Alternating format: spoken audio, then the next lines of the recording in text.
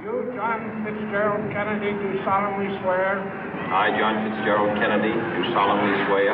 That you will faithfully execute the office of President of the United States. That I will faithfully execute the office of President of the United States. And will, to the best of your ability. And will, to the best of my ability. Preserve, protect, and defend the Constitution of the United States. Preserve, protect, and defend the Constitution of the United States. So help you God. So help me God.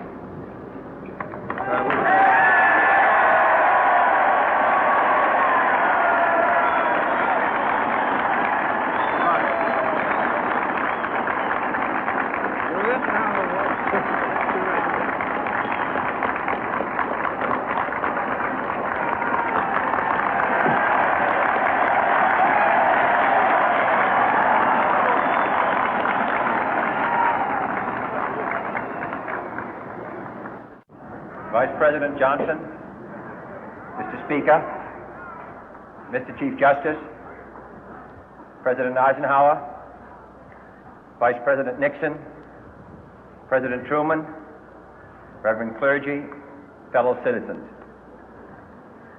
We observe today not a victory of party, but a celebration of freedom, symbolizing an end as well as a beginning, signifying renewal as well as change. For I have sworn before you and Almighty God the same solemn oath our forebears prescribed nearly a century and 3/4 ago. The world is very different now, for man holds in his mortal hands the power to abolish all forms of human poverty and all forms of human life. And yet the same revolutionary beliefs for which our forebears fought are still at issue around the globe. The belief that the rights of man come not from the generosity of the state, but from the hand of God. We dare not forget today that we are the heirs of that first revolution. Let the word go forth from this time and place to friend and foe alike that the torch has been passed to a new generation of Americans born in this century, tempered by war, disciplined by a hard and bitter peace, proud of our ancient heritage, and unwilling to witness or permit the slow undoing of those human rights to which this nation has always been committed and to which we are committed today at home and around the world.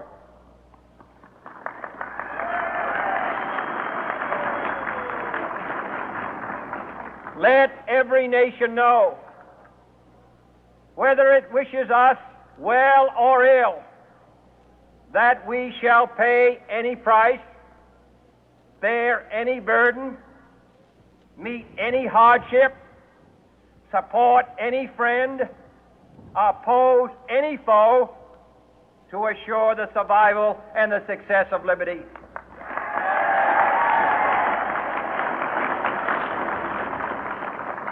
This much we pledge and more. To those old allies whose cultural and spiritual origins we share, we pledge the loyalty of faithful friends. United, there is little we cannot do in a host of cooperative ventures. Divided, there is little we can do, for we dare not meet a powerful challenge at odds and split asunder. To those new states whom we welcome to the ranks of the free, we pledge our word that one form of colonial control shall not have passed away, merely to be replaced by a far more iron tyranny.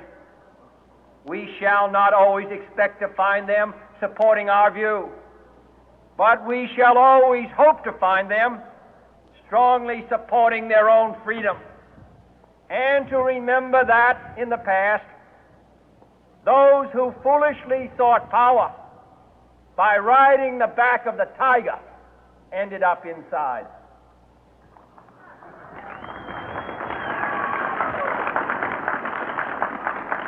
To those people in the huts and villages of half the globe struggling to break the bonds of mass misery, we pledge our best efforts to help them help themselves for whatever period is required, not because the communists may be doing it, not because we seek their votes, but because it is right.